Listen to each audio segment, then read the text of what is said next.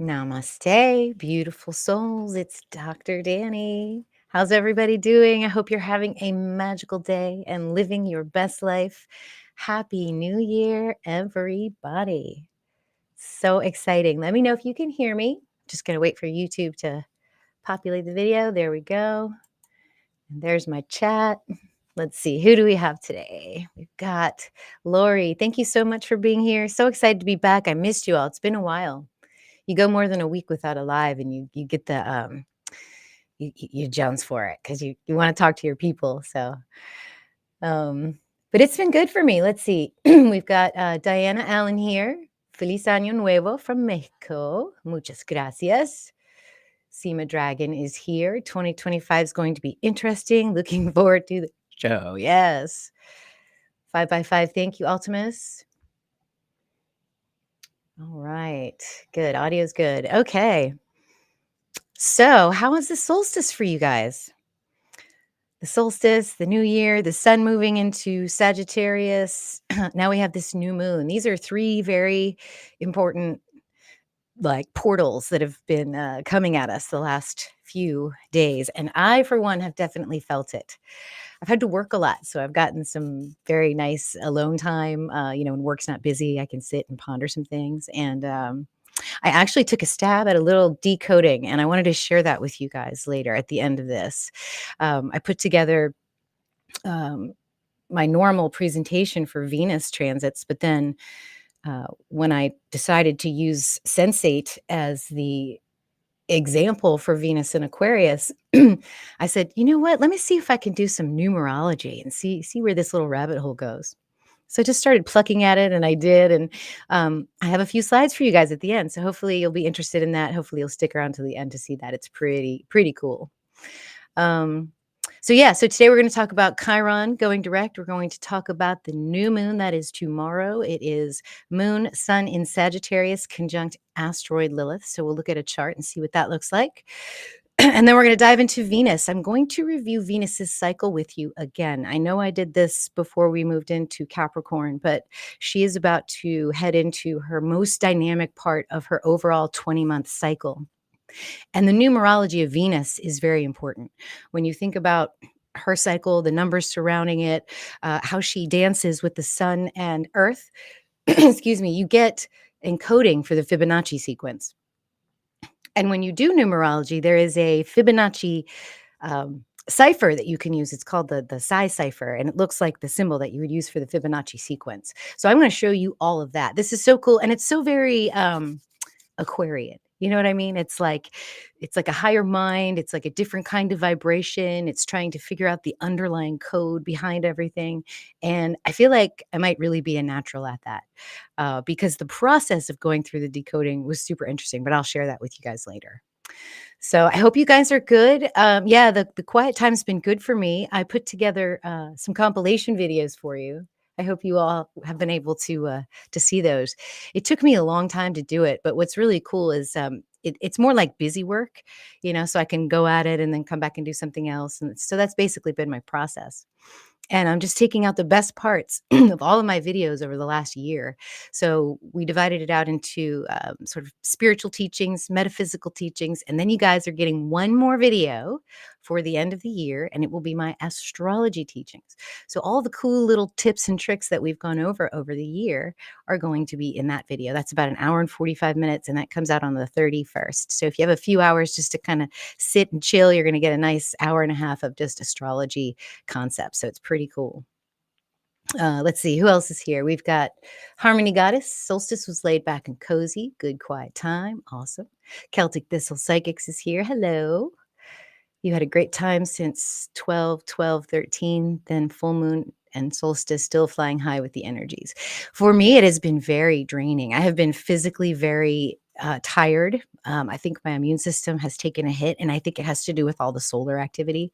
But I'm doing good now. I have a little bit more energy today than I have in the past few days. So good stuff. Yeah, Chiron is such an interesting energy, isn't it, you guys? I mean, when we think about Chiron, it's the wounded healer teacher, the centaur archer. This character was an immortal, was in the pantheon.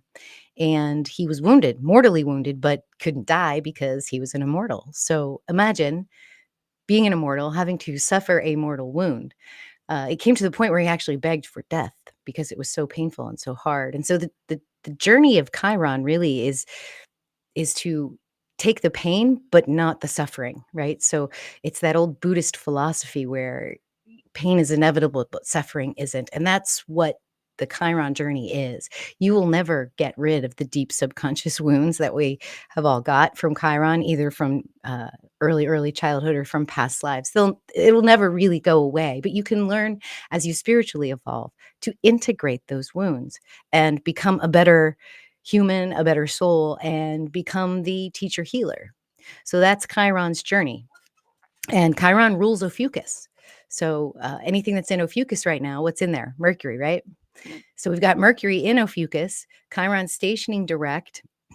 When Mercury's in Ophiuchus, Mercury's what? The channel, the transmitter, and the receiver, the seeker of knowledge and truth, and trying to figure everything out.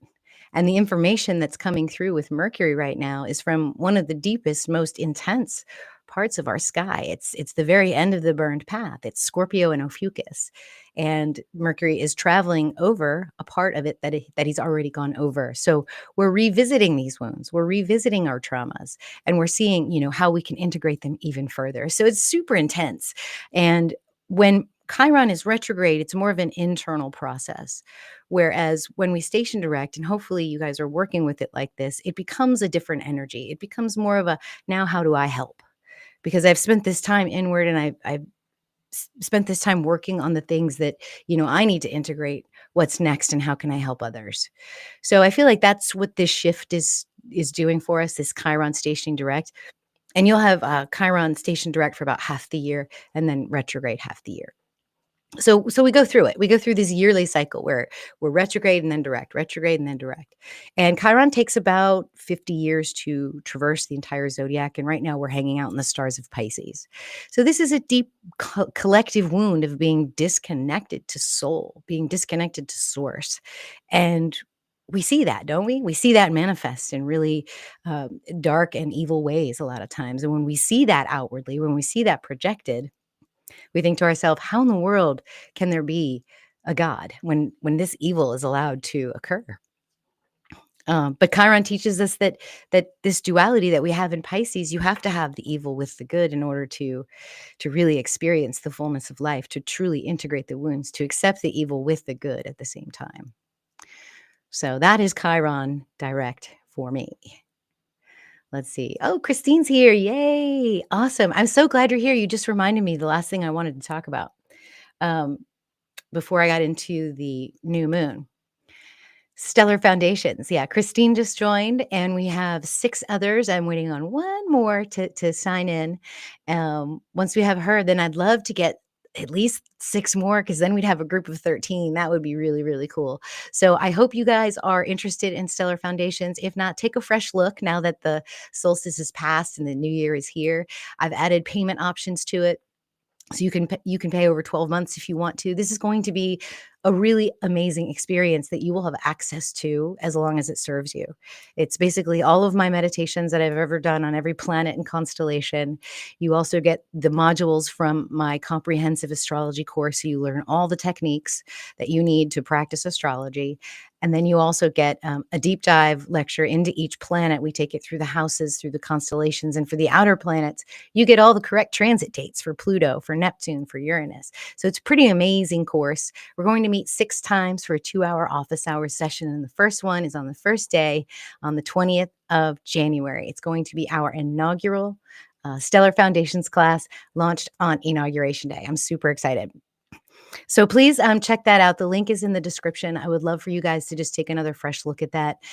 There's a video on that page where you can see I go through everything. There's also a bunch of documents that you can check out and download. If you have questions about the course, or if you want to look at the really detailed syllabus, that's in there as well. All right. And you don't have to finish it in 13 weeks, but it's basically, we're going to do 13-week sessions so that the information is reinforced, reiterated, and practiced. So I think it's a really, really good system that I have set up. We also have a lot of support.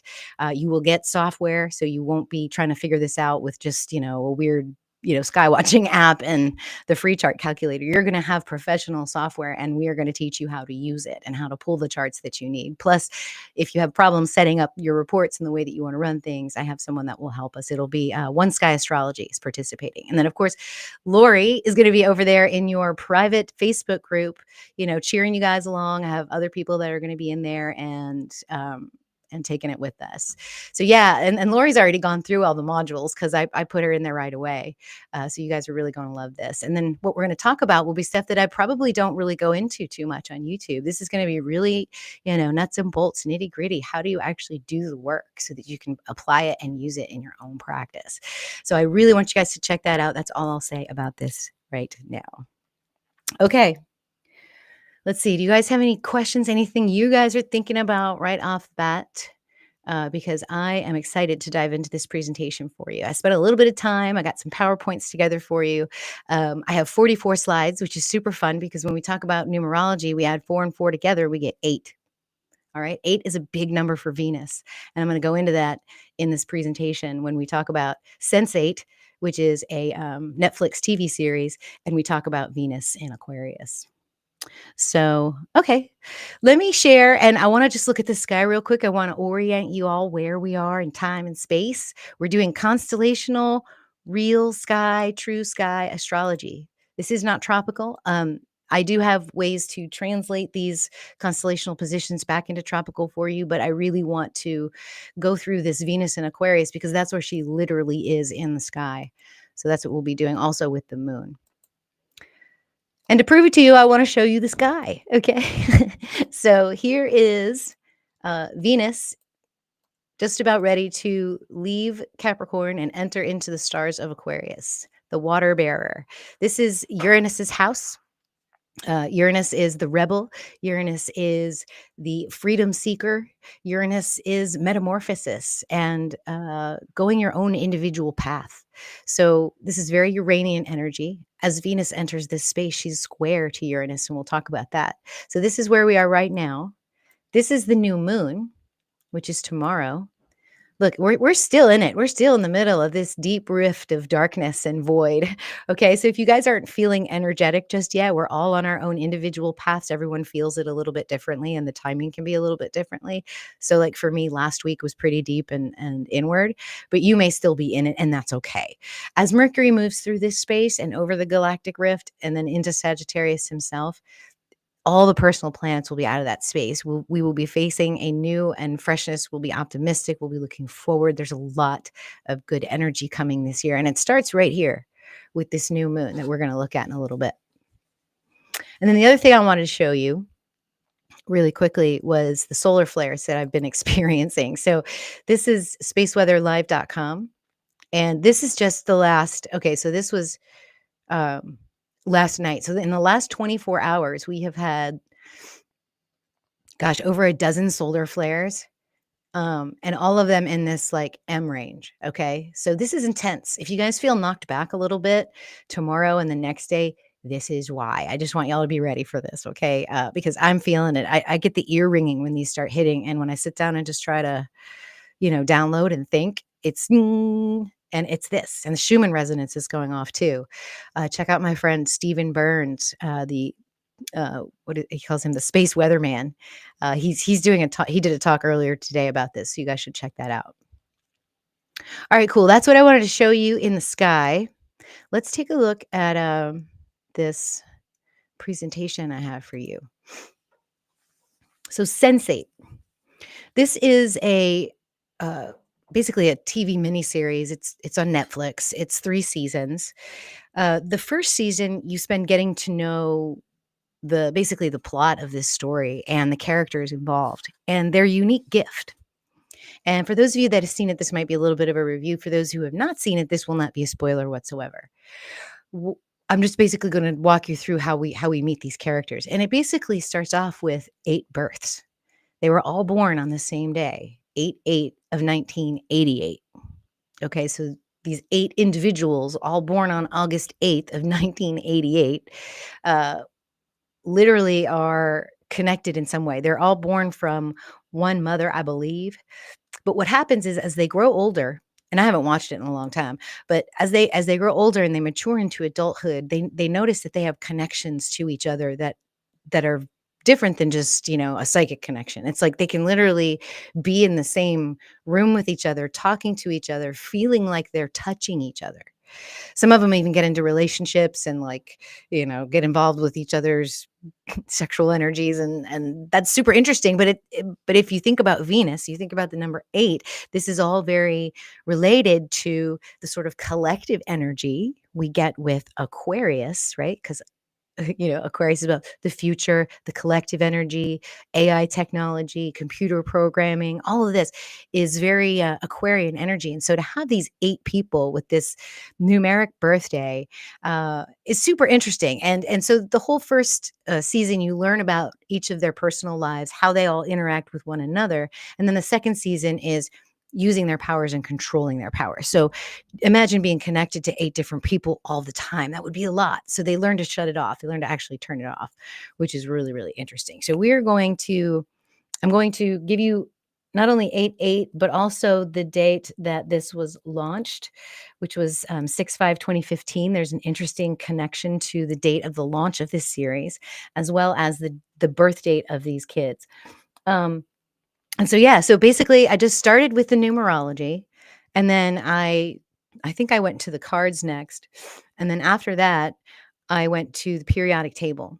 And I did that with Sensate, I did that with Venus, I did that with Aquarius, I did that with Venus and Aquarius, and I did that with Uranus. And I was able to make some really interesting connections.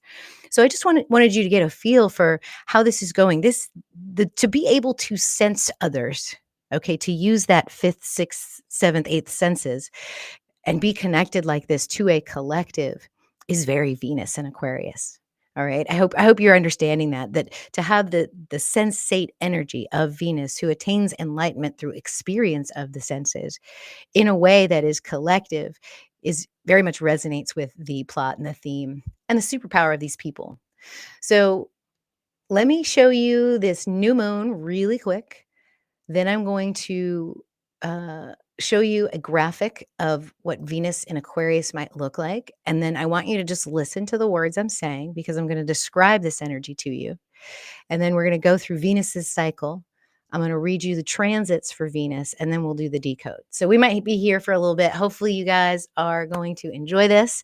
And I hope if you have any questions, just put them in the comments, and then when we're done, maybe we can do a short Q&A if there's any questions.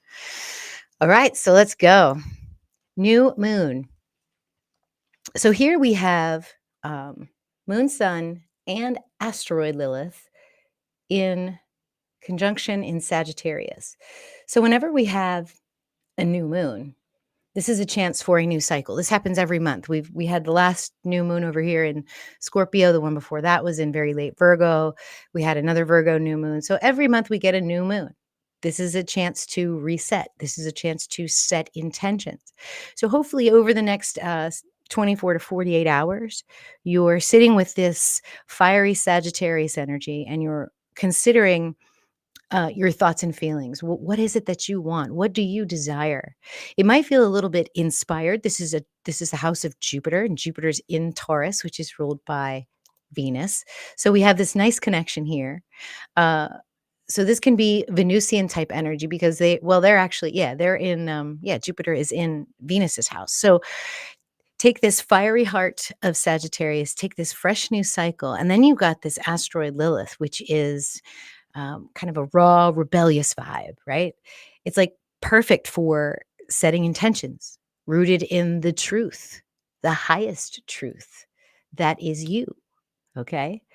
So then you pair that with the expansive energy of Sagittarius, and we're actually since this is the last new moon of the year, it actually begins the year for us because it's right after the solstice.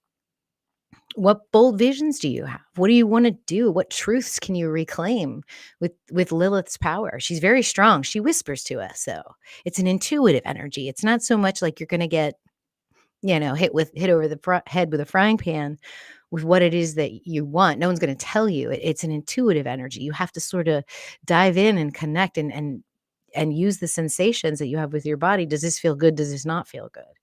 And that's really what this might be for you.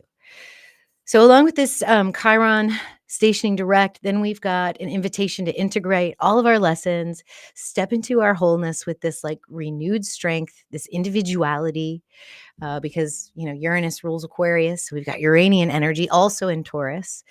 What is the new unique version of you?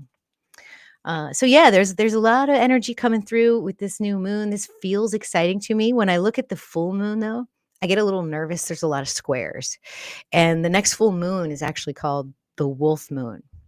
So we may need there, which gives me kind of a sense of protection versus um, keeping secrets. It's very Saturnian energy. So it'll be interesting to see what the next few transits. I know for Venus, it looks really, really good. So if you guys are tapped into the subtle energies of Venus, you may do better than most if you're, you know, using that energy as opposed to all the squares that are coming. But we'll talk about that in the weeks to come, and we'll look at the Venus transits. So if you want to play along, if you want to know where this moon is for you, you want to know what house it's in. Okay. So the best thing to do is to go to drdanny.com free chart or mastering the zodiac, pull your natal chart. This is mine right here on the left. And then pull the new moon chart for December 30th of 2024 in whatever location you're in. It will give you an accurate map of the sky for that particular new moon. You see the moon and sun right here. So what I did, since this is my birth chart, is I took the positions of the moon and sun and all the other planets from this sky chart and put it onto my natal chart, right? So Mercury's here in Ophiuchus. I put Mercury right here. So I have Mercury in my 7th house right now. This new moon is an 8th house moon for me. While for this person here would be a 6th house moon. So I'm going to manage my new cycle based on transformative themes. And that might not be appropriate for you if it's in your 1st house. Because if it's in your 1st house, then it's a new cycle about you. Okay. So you can put the other planets on your chart as well. Here I've got Pluto just leaving my 8th house. It'll be there for probably another year or so. And then I have Venus over my moon right now, Saturn over my Jupiter. I've got Uranus and Jupiter on my ascendant, and Jupiter is conjunct my south node. So this will flavor my lunar cycle, whereas this energy on the right flavors the collective's lunar cycle. So how I deal with those squares on that coming wolf moon will be very different. And so we kind of want to take a look at that, So look at your own chart, see what might be coming. You can also do the same thing with the coming full moon. If you're feeling, like you want to explore it a little bit, you can pull the full moon, which is January 13th, and see what that might look like for you. But that's how you play along. Okay. So let's get into Venus. Hold on, I gotta find it. It's better if I read it. It's a writing, so it sounds better when I like give it to you like that. Here we go. This is what I want right here. All right. Let's see. All right, Brian Anderson. I was born on a Sunday during a full moon. Oh, cool. Celtic Thistle Psychics loves connections and codes. Yeah, me too. Desiree's here. Hi, Des. I'm so happy to see you here. Awesome. All right. This is ChatGPT and me co-creating what Venus in Aquarius might look like, what she might feel like. This is a very futuristic Venus, still a bit of sexiness, still a bit of interesting, futuristic energy. And now we're adding the collective energy to it when we think about sensate. So as Venus enters Aquarius, she sheds the weights of convention and steps into a world of limitless possibility. Here, the goddess of love and beauty takes on a new role, not the Venus of romance or indulgence, but the Venus of visions and innovation. She dons the mantle of the maverick, challenging norms and embracing the thrill of what could be rather than what has always been. And this is leaving behind Capricorn. Venus walks her path in Aquarius, lit by ideals and ideas. Her first lessons come in the whispers of freedom. She reminds us that love need not be tethered to tradition and that beauty shines brightest when it's uniquely our own. Relationships will shift in tone under this guidance, becoming more intellectual, more collaborative. Venus encourages connections rooted in shared dreams, in the meeting of the minds as well as the hearts. Art, too, takes on a futuristic hue, with all creations that push boundaries and defy expectations. So she's going to do a few things moving through Aquarius. She's going to reach her maximum Eastern elongation on January 10th. We're going to review what that means. But this is basically the farthest away she'll be from the sun and the brightest she'll appear in the sky during her evening star cycle. Okay, so this reminds us to step fully into our light. This is the peak of the Venus cycle right here on January 10th. That's when it starts. Venus will begin racing towards us in the forward and backward dimension. So if you look at a chart, if you look at the sky, you won't see her moving back and forth. In fact, she's going to slow down, but what she's doing is speeding towards you. Okay, and her energy is so intense that her gravity actually affects our tides. I mean, it's fractional, but it does. And I think that's super interesting. And she's going to be doing this with the Aquarian themes around us, encouraging us to illuminate our path forward with bold ideas, creative vision, and an unwavering commitment to authenticity. So as we move through this transit, Venus is going to come in contact with Saturn. They're going to form a conjunction. And since she just left Capricorn, this shouldn't feel too weird, but the 18th is when this conjunction perfects. So Saturn is the teacher, and he's going to temper Venus's boundless energy, asking her to consider the structures that support this freedom. So it's not just about letting loose and being whatever. It's about a structure, a boundary, creating within integrity and commitment. So together, when we talk about excuse me, any transits at the end of January, these are going to be a Venus-Saturn combination. So they create a delicate balance of connections, honoring individuality while standing the test of time. So whatever it is that we're creating right now can be legacy energy with Saturn. It's really, really quite beautiful.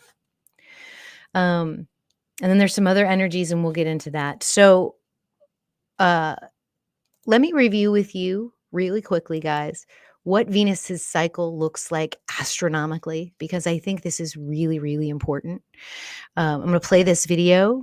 Those of you that have been with me for a while have probably seen this video 100 times, but I want to show it to you again, especially for those of you that are new, so that you can follow along with what I'm about to describe, which will be this dynamic part of Venus's cycle. We basically have 4 months of intense Venus energy, and I want to show you why. So let me play. And you'll watch Earth here, Sun here, and Venus here. And Venus is going to trace her path around. This is a Venus retrograde right here. And as she loops around, this is a superior conjunction. You get another retrograde over here and another superior conjunction. Venus is going to trace a 5-pointed star. Okay, this is a test question for the decode at the end. 5-pointed star. Okay, we're remembering right now the number 5. This also plays into why 8, the number 8, is very important for Venus, because it takes her 8 Earth years to create this 5-pointed star. And then just to tie it all together, just to really amaze you, this whole structure is formed in 13 Venus orbits. Okay? So a 5-pointed star in 8 Earth years in 13 Venus orbits. What are those numbers? 5, 8, and 13. They're Fibonacci numbers. That's the Fibonacci sequence. That encodes the golden ratio. That encodes phi, 1.618. Okay? This is how things are created. Spirit into matter through the code, this, of the universe. This is it right here. So I wanted to show you that because that's very important. 5, 8, and 13 are huge for Venus. These are the next several inflection points in Venus's cycle. You can see they're all kind of piled up on each other. On June 4th of this past year, Venus made that superior conjunction with the sun, and this was in Taurus. We also had a superior conjunction with Mercury. This was all, and a new moon. So we had new moon and 2 superior conjunctions. This was a very powerful beginning to this current Venus cycle in Venus's home stars of Taurus, about abundance, about coming into the self, about valuing the self, self-worth. Okay? On the 10th, which is coming, is that maximum Eastern elongation in Aquarius, and this is the highest that the evening star will get. On the 28th of February, she's going to station retrograde for 42 days, and right in the middle of that is the Pisces Venus star point. This is the closest that Venus is going to get to planet Earth during this cycle. So the inferior conjunction with the sun switches Venus from an evening star to a morning star. This is her death and rebirth energy. This happens every 20 months, okay? So Venus star point, one of the things that I want to do in the future, it'll probably be later this week, I am going to do a calendar Fibonacci code or Fibonacci sequence breakdown of the timeline of events in the past and in the future. And we're going to use the Fibonacci sequence, and we're going to go outward or forward and backward in time from this particular moment. I'm going to dive into that on my next video. So hopefully you guys will tune in and watch that because it's super interesting. Well, we're going to station direct again on the 11th of April, and then she's going to move as an Eastern, as a morning star, higher and higher, and then she will reach the maximum Western elongation. And then her next superior conjunction, the next new cycle, will be on the 6th of January of 2026. So next year will be a new Venus cycle. So we're about to get into the meat of Venus's dynamic cycle. So we'll just review this real quick. We went through these slides on the last presentation, but just so you can see this is intensity over time. So this is what they call an intensitogram. All right. And here's the key. So we have station retrograde right here and station direct right here. We have superior conjunction here, superior conjunction here. So the time span between these two moments is 584 days, or about 20 months. The MEE stands for the maximum Eastern elongation, that really intense evening star. And then the maximum Western elongation is the very high and bright morning star. The switch happens here. So we are right, or this is the beginning of the cycle. And I think I'll skip through these and just show you on the intensity-gram where we are. This is where we've just landed through these transits. The next one is station retrograde, which will happen on February 22nd. And this is next, okay? So this is what we're preparing for. We're preparing for the most intense part of the cycle, which is the retrograde and the inferior conjunction with the sun. So here it is. This is what we're waiting for. Yeah, and so what I'm going to do, I'm glad I put this here. So what we'll be doing in the next discussion is I'm taking basically a timeline. So we'll have the calendar stretched out into a line, and we're going to plot events forward and backward from phi and see what we get. So then the cycle closes with a station direct, maximum Western elongation, and then the superior conjunction with the sun. All right, so I hope you understand that. I hope you guys get that. I hope I didn't go through it too fast. Hopefully you guys are good. Let me know if that's resonating. Let's see. Harmony Goddess, watch Sense8. Good. Love the connections and codes. Okay, good. You guys are doing good. All right, let's get into the actual transits for Venus through Aquarius. Let's dive deep into these, get some of these energies, see what this is going to feel like for your creative energy. This is what we're focusing on. Anybody that has Venus in Aquarius in their natal chart. If you have Aquarius rising right now, that's a big deal. If you've got Venus in your 11th house, this could be related to you. Or if you have some very interesting things in your own natal Aquarius, Venus will be transiting over that energy. And whatever house you have Aquarius in is the house that Venus will be working on. So, for example, for me, it's my 10th house. Venus will be moving straight through my 10th house, and then she'll be doing her retrograde energy through my 11th house. Okay. So let's move into the calendar. This was last month. We came through Christmas. Look at this. This was so intense. Okay. If you guys are feeling it, it's okay. The sun going through the galactic center, the solstice, we get hit with a Chiron and a black moon Lilith transit, and then Venus squares Uranus over Christmas and through this whole weekend. Then Chiron stations direct, and now we have a new cycle with the new moon. If you're feeling a little bit bewildered, uh, it totally makes sense, and I would not be too hard on yourself, not at all. Okay. All right, let's see here.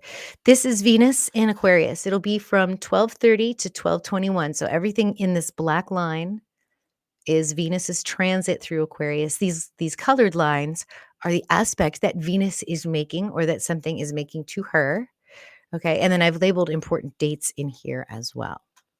So we've already talked about Chiron. We've already talked about this new moon a little bit, and we talked about this square to Uranus as well at the last Venus transits that we did. But we can review this a little bit. Let's see what this feels like. So what I've been feeling is that there are different and unusual and creative, independent ways that the energy is coming to me and through me and how I am working. That's what I've been working out this whole last week and a half or so, because the usual methods that I'm using aren't working really anymore for me. I'm not resonating. So I'm starting to tweak things. I'm trying to figure out what kind of information I want, what's going to be important, what spirit's sort of guiding me to do. And it's been a little bit of a struggle because I'm thinking, well, that's not really what I've been doing, but maybe I can try it. And so you guys are basically on this journey with me. When you see the decode, you're going to see what I mean. I'm stepping into new territory for myself. And it's just amazing that the astrology actually works out for it. I also have Uranus on my ascendant right now. Okay, so I've got this unique metamorphosis energy coming through my first house. I am changing who I identify as. So that is Venus square Uranus. So we'll see how that goes. Let's go into Uranus's house now. We're going into Aquarius, and we've talked about what that feels like a little bit, and we've brought up sensate, and we're going to decode all that in a little bit. But let's just cover some of these other energies. The next thing we're going to pick up will be next week. So this whole New Year's week is fine. There's no new energies for Venus. We're going to enter into a couple of nice energies here at the beginning of next week, and then a little bit of a challenge towards the end of the week. Okay, so first, Mercury's going to conjunct that galactic center.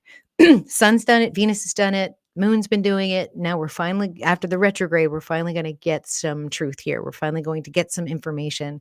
I think something very revealing and super true, if that's even a thing, will come through around this time as Mercury traverses this space. Venus is also going to pick up a trine with Black Moon Lilith, and that'll last from the 6th to the 14th, peaking right around the point of this maximum Eastern elongation right here on the 10th. Okay. So something's building here, something related to your creative energy, something to the intensity around your creation. Remember, Venus is not necessarily about passion like Mars is. It's more about an intensity of desire. So when you're in Aquarius, it's not so much like dedicated like it was in Capricorn. It's more like what's pulling you, what's moving you, what's arousing you to go this way or that way. Those are the questions that you need to ask yourself. And if you're connected to your Black Moon Lilith, which is your Kundalini awakening, which is your chaos magic, it's creation birthing herself. It's also super powerful. You've got some access here to some really creative magician energy. So if you haven't been following the Venus cycle consciously, I suggest you jump in right now because it's going to get intense. It's going to really tap into that deep unseen, untamed, wild, creative forces in the coming weeks. Also, on top of that, with the intensity of her forward motion towards the Earth. So, all this is going to pick up right here next week. And then Venus is going to pick up a square to Jupiter from the 9th to the 18th. And then we'll conjunct Saturn from the 10th to the 26th, perfecting that conjunction on the 18th. So, let's see what would a square to Jupiter with Venus feel like? Right? We've talked about aspects. We've talked about Jupiter being expansive. Jupiter is at the very end of its retrograde period. He's going to go direct on the 30th. But a retrograde Jupiter maybe isn't as expansive as a direct Jupiter. I guess it would depend on how you experience Jupiter. Is your Jupiter retrograde? Mine is. So for me, there could be expansion while Jupiter's retrograde and vice versa. Let me know what you guys think. So this is Jupiter wanting to expand and Venus wanting to experience. Okay, so how would expansion and experience be in a tension with one another? Well, when you're conjunct with Saturn, there's a lot of things that can be in a tension with what Jupiter wants to do, because Jupiter is also square. Jupiter and Saturn are also square, right? And they've been that way for a little while. So then you've got this tension between Jupiter and Saturn, which is expansion and contraction, abundance and lack, you know, desire to expand and constriction. So that creative force may feel like it's being confined. It may feel like it has to follow a path that it may or may not want to right away. There may be a little bit of work you have to do. Like maybe you're feeling all this great, passionate arousal energy around some creative idea or thing or person, but you may have to wait. You may have to just kind of put the brakes on it a little bit and find ways to expand, find ways to have faith, find ways to be optimistic that what you desire is on its way. Because it usually is. Whatever you've been consciously and unconsciously working on up until this point, this now is the manifestation phase. It's almost like a full moon phase. So then we move into the next week, where we have the Gemini Cancer full moon. This is the wolf moon I was talking about. So while you've got Venus trine to Black Moon Lilith, you've got Venus square to Jupiter retrograde in Taurus, and then you've got Venus conjunct Saturn in Aquarius. You've got this swelling full moon energy that is right on the cusp of Gemini and Cancer, conjunct Mars, by the way, a retrograde Mars, opposing Pluto on the other side. So this is a very purging energy. I would not be surprised with the way that the Black Moon Lilith energies work, especially since this lunation is starting with asteroid Lilith conjunct the moon and sun, that there may be a sort of a heartless purging energy that Venus has to go through. And it's so fortuitous that it's happening in the stars of Aquarius, literally. I mean, it feels like there's this, so you're tapping into your deep chaos energy, the void inside you, where you create from, how you create. And then all of a sudden there's this constriction and then this bursting moon. It almost feels like you're going to have to make some decisions to cut some things out that you don't want to do. And it may feel a little bit uncomfortable. This transit with Venus and Saturn are lasting a really long time because, number one, I use a larger orb with Venus. It's not a 1 degree orb. It's a longer orb because these energies are much more subtle and we feel them sooner. And the 18th is when that conjunction perfects. So we've got all the way till the 26th to deal with this Venus square, Venus conjunct to Saturn energy. Okay. And then Venus is going to sextile Lilith right after this purging moon while Mercury sextiles her. And Mercury will be in the stars of Sagittarius by then, because Mercury is going to cross over the galactic center. So all this energy will be in Sag, either Sag or Aquarius. And so we have this purge during this wolf moon, some sort of really primal energy that gives us courage to do what needs to be done. And then we get blessings from both Mercury and Lilith during this transit. So let me see. I have something about this that I wanted to. Yeah. So this sextile that Mars is, sorry, that Mercury is going to make to Venus is an energetic flow of thought, innovation. Um, it's big ideas. It's seeking truth. It's sharing wisdom. That's what this Mercury wants to do during the second week after this moon. So there's a purging, there's an information sharing, there's intellectual stimulation in relationships, a building of relationships here. There's a curiosity, an open minded dialogue, and a creative inspiration. So meaningful conversations of exchange. We're bridging differences here. Like people might be doing things differently than you, so you'll learn from each other. So it's really a beautiful energy.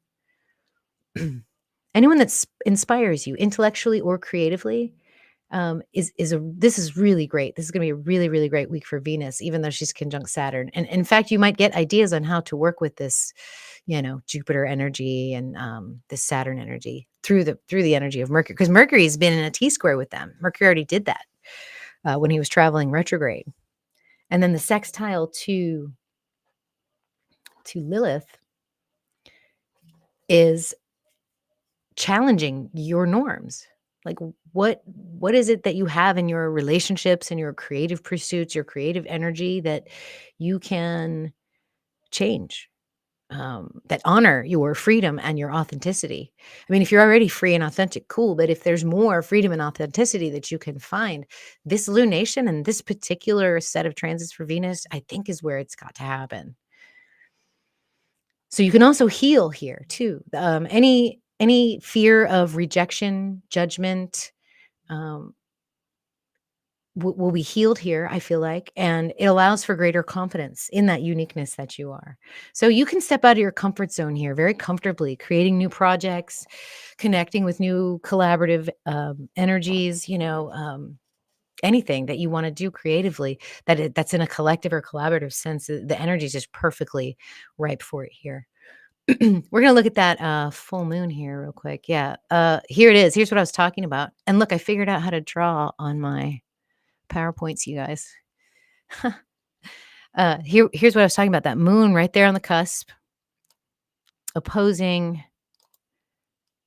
It's not as intuitive as right here. So yeah, see, here's that full moon, that wolf moon, and then Venus is conjunct Saturn, and Mercury is now conjunct Lilith over here, or in the orb of Lilith. So this will be a purging moon, I think.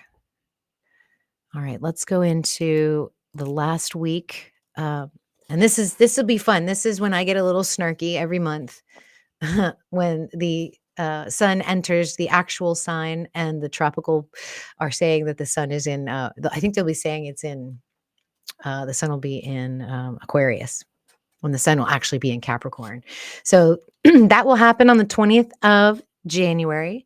And what we're going to pick up here is a new transit that will develop more in the next set of transits while Venus is in Pisces, and it's her trine to a retrograde Mars.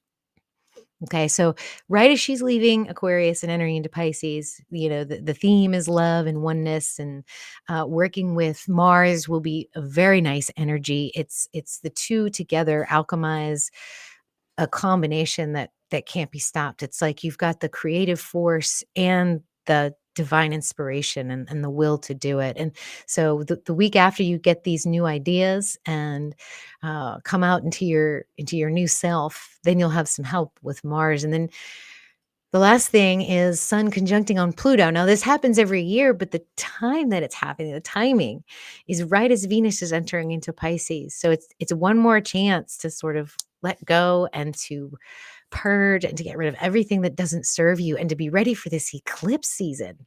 This one should be a big one because it's the last one in Capricorn. I'm sorry, in Pisces and Virgo. All right. All right. So that's next. Let me talk to you guys real quick about Venus readings. I always talk to you about these when I do Venus transits, but I have upgraded this offering. We've gone from being possibly a 60-minute reading to anywhere from 90 minutes to 2 hours. So when you get this reading, you'll get your own like Dr. Danny podcast all about you for about an hour and a half to an hour 45 minutes. And you don't need a natal chart with me. I don't have I don't have any need to have seen you before because we'll do a natal chart analysis, but it'll be from Venus's perspective. We're going to study your progressed Venus, your solar arc Venus. There's some other techniques where we can look at the chart from Venus's perspective. You're also going to learn about your Ophiuchus. You're going to learn about your Lilith energy. And it will be a 3-month forecast this time instead of 8 weeks. I wanted to offer the 13 weeks because that is also a Fibonacci number and it will take you through the retrograde, or at least get you to that star point. And Venus, it'll be whatever transiting Venus is doing to your natal planets and whatever the transiting planets are doing to your natal Venus. And it's really, really powerful. It can help you surf the energies coming towards you so that you can best effectively channel your creative flow.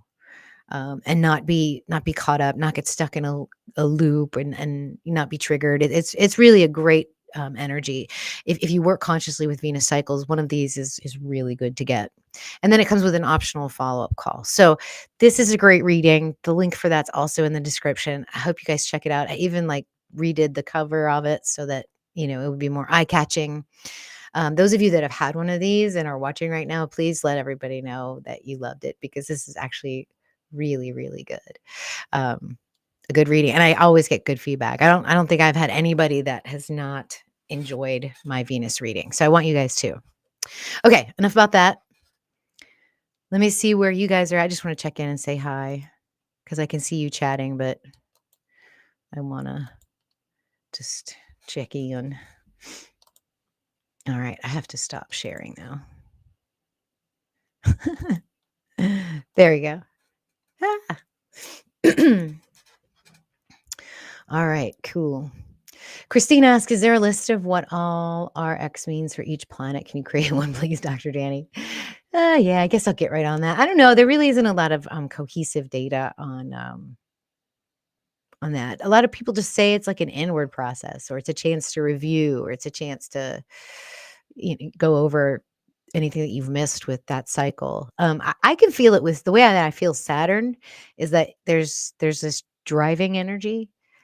And then when Saturn goes retrograde, it feels like you reach a plateau almost. And what you do in that plateau, you can rest, you can eat, you can think, you can walk around a little bit, smell the roses. But then when he goes direct again, it's time to keep leveling up. That's sort of how I see Saturn, at least movements. Christina asks, why do I get moody in Capricorn? I don't know that it's necessarily you or me, or in general. I mean, if it's in general for you, like it could be that there's something going on in your chart. I get moody when the moon is at the very last degrees of Cancer and early Leo. So that's not necessarily any particular solar season. It's pretty much every 27, 28 days. That's when I feel it. And it's like fourth house. It's icy, it's it's an access to my 10th house, which is, my work and my striving. And I definitely like to work. I'm always busy, but I feel like I can't work sometimes when the moon's in Cancer Leo, because I'm always feeling instead of, doing the work that I love to do. So it's frustrating for me, and I get distracted too. So let's see. Glad you didn't axe the lamp, says Desiree. Yeah, no, I love my lamp. I wouldn't axe it. And Seema Dragon has a pyramid light that I would love. Oh, I'm sure I would. That's right, Diana. I did a Venus reading for you. Those are so good. I love doing them too. And Brian asks, is it the age of Aquarius finally? I think if you're awake in this lifetime, we're the bringers. We're bringing it in. We're feeling it and dispersing it so that it's something that's more accepted and more common as the years roll on. And so that when Aquarius sees, the Aquarius age is finally here, people will be ready. So I'm in my mind's in the Aquarian age. That's where I am. But I still think we have a couple hundred years before it's officially Aquarius season, Aquarius age. Okay. All right, here we go. I'm going to show it off. I'm going to show off what I did. Dr. Danny's first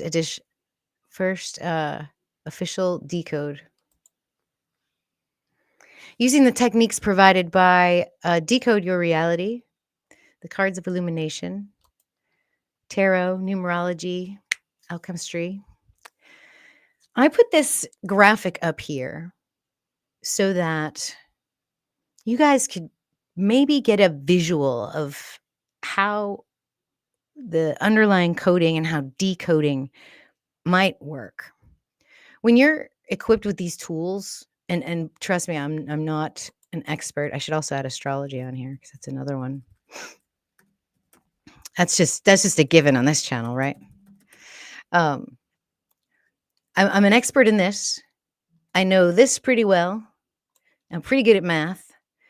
So I understand a lot of mathematical concepts, but numerology's always evaded me a little bit, and the cards of illumination have always eluded me a little bit. And I didn't even know that you could use the periodic table to do decoding. That just blew my mind.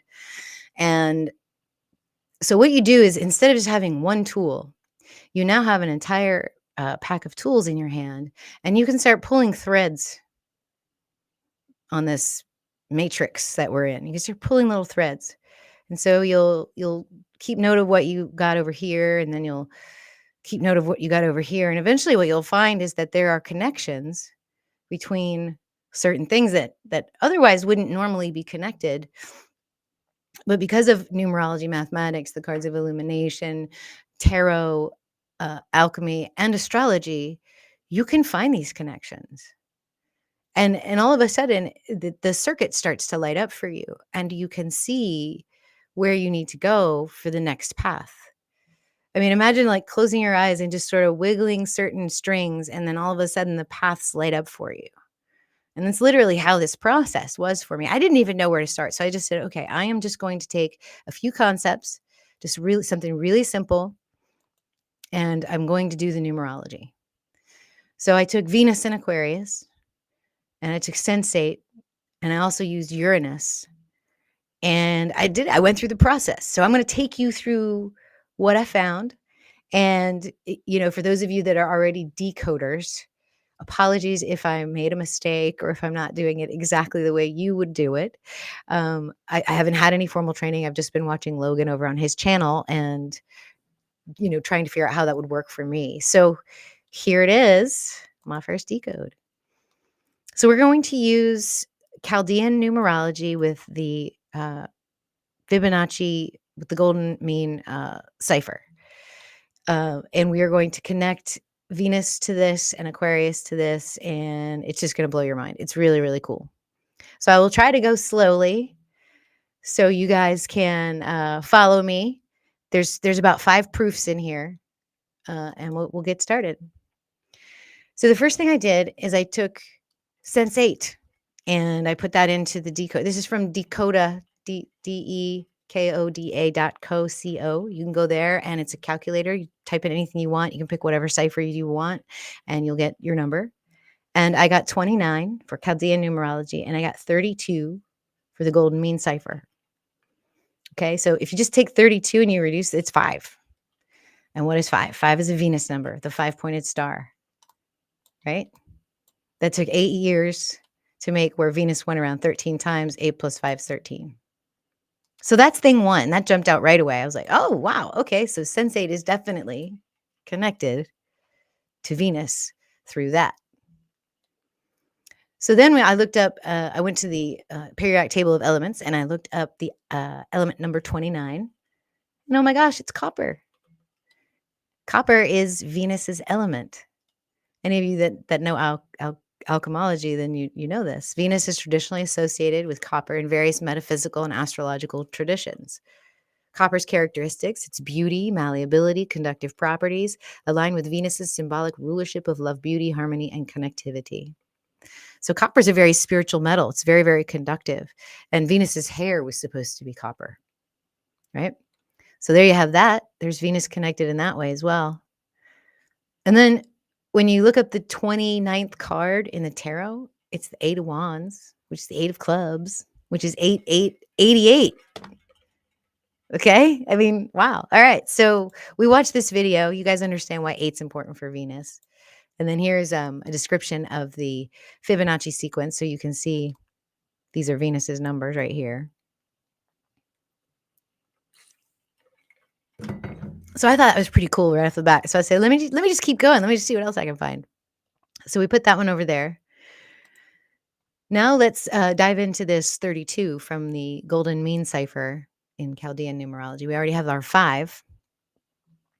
And the Page of Wands is the 32nd card in the tarot, which is the Jack of Clubs. And so I went to the life configuration. I don't know which one I'm supposed to use, but I went ahead and did the life one because when you look at the life configuration of the Jack of Clubs, you get the Uranus-Venus line. So, wow. Okay, Uranus and Venus are connected because of that. So that was simple. That was easy. Now we're going to look at Uranus a little bit. Let's go into Uranus. Oh, first I want to do this birthday, and then we'll do Uranus. Actually, no, let me just show you Uranus really quickly. So Uranus is 23 in Chaldean numerology, which is the inverse of 32 for sensate. Okay, so there you have that. I put the golden mean number for Uranus right here because I think there's something a little bit later that I wanted to show you with that. Another flip, another mirror thing, because you can flip numbers too in numerology. So if you get a 32, a 23 is just as valid. Or if you have a 324, 423, and 243 are the same.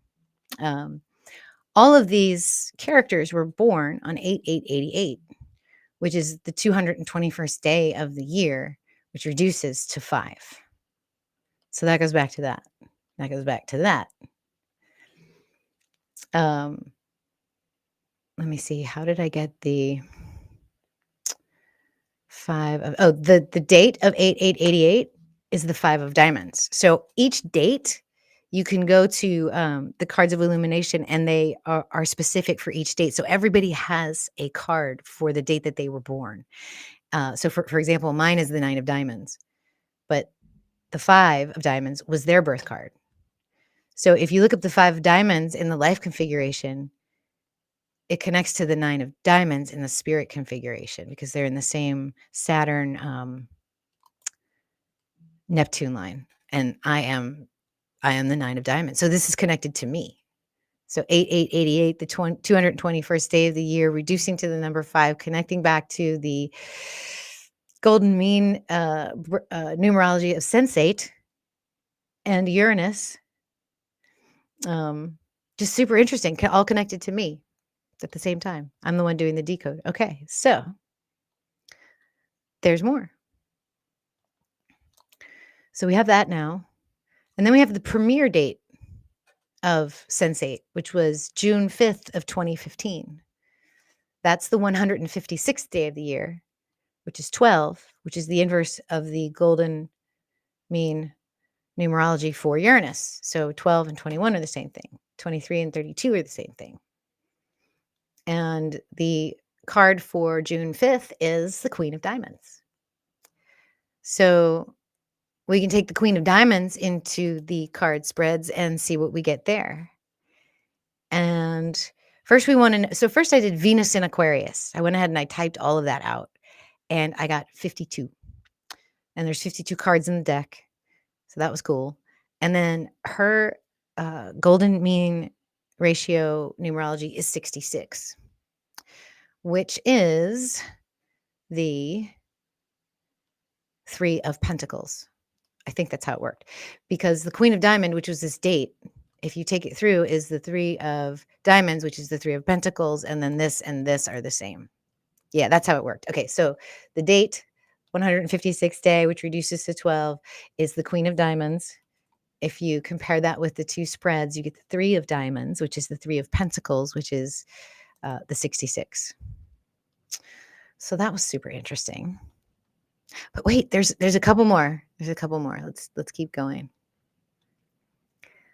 So now we have all of that.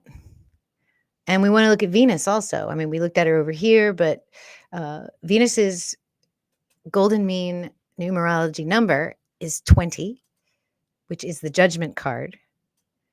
Now, when we're actually using the word judgment in typing and writing, this was really weird. This was a weird part for me. This is when it started to break down a little bit, but I did want to show you all this.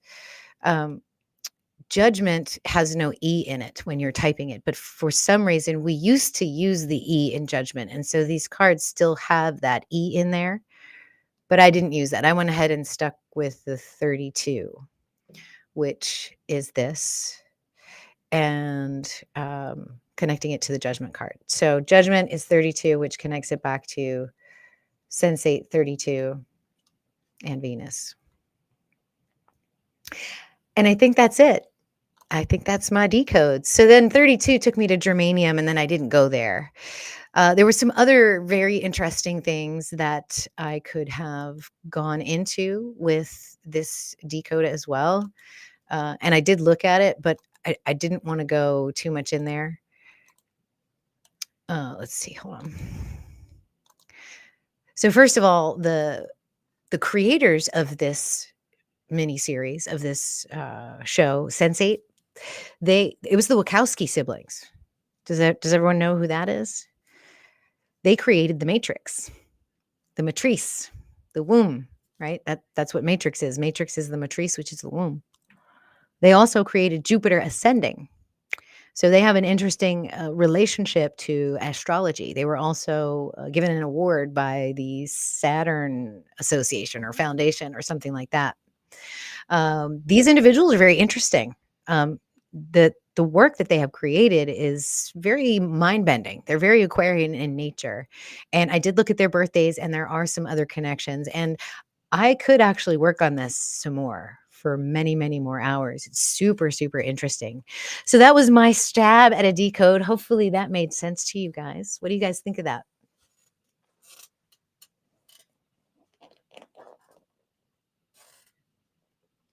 Let's see.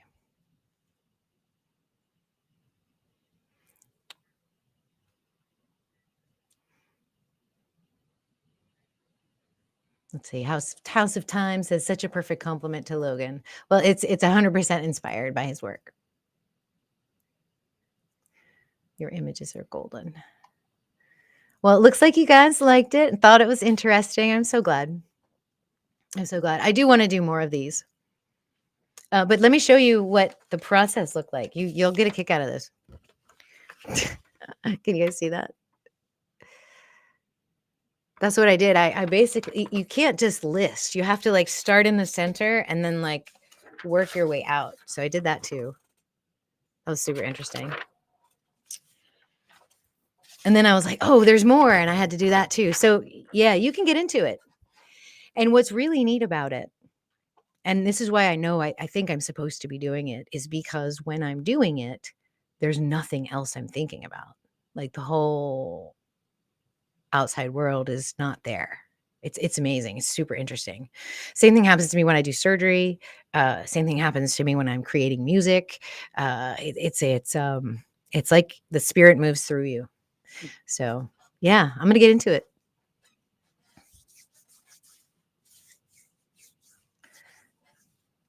Cool. All right, y'all. Well, that was my presentation. Oh yeah, no, wait, there is more, but I'm not gonna do it tonight because I'm not prepared. I had to stop it at some point. But it was great being back with you guys. I always enjoy it so very much. I hope you all can just give me a thumbs up if you like the content and the presentation. Subscribe to the channel if you're not here. I've like I said, I've got at least one more video for this year, and then we have to create the new compilation videos for the end of next year. And this will probably be the first of many of those. So we're going to get into more astrology this year. We're going to get into decoding. We've got the dynamic part of Venus's cycle. So many amazing and interesting things coming. We've got the launch of stellar foundations, and we're growing a little bit here and there. sometimes by leaps and bounds, sometimes by a little bit. But I'd appreciate it if you would share this information if it's helpful for somebody. And then also join us on the Fellowship of 13 Signs over on Facebook. It's free to join. I post articles and links there all the time. If you guys want to check out what we're doing, other people also post their videos. You can get to know the other people in our community. So that is all I've got for you guys. I hope you all have a fantastic rest of your day and the rest of your year. Enjoy the astrology compilation coming out in a couple of days, and I will see you probably next weekend. All right, you guys, take care. Love you all so much. Thank you for coming.